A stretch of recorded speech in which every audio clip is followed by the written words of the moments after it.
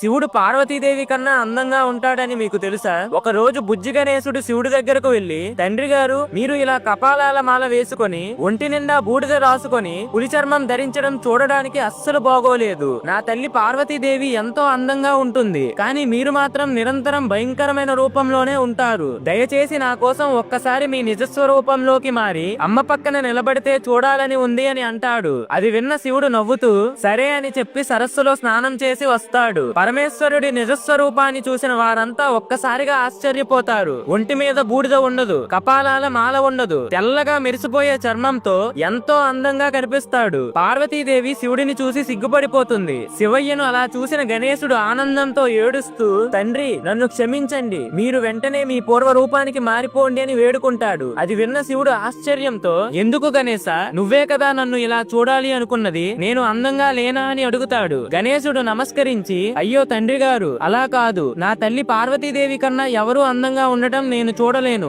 ఇప్పుడు మీ అందం గురించి మాట్లాడే అర్హత నాకు లేదు. దయచేసి పూర్వ రూపానికి మారిపోండి అని అంటాడు. అది విన్న శివుడు గట్టిగా నవ్వుతూ పూర్వ రూపానికి మారిపోతాడు. ఫ్రెండ్స్, ఓం నమః శివాయ అని కామెంట్ చేయండి.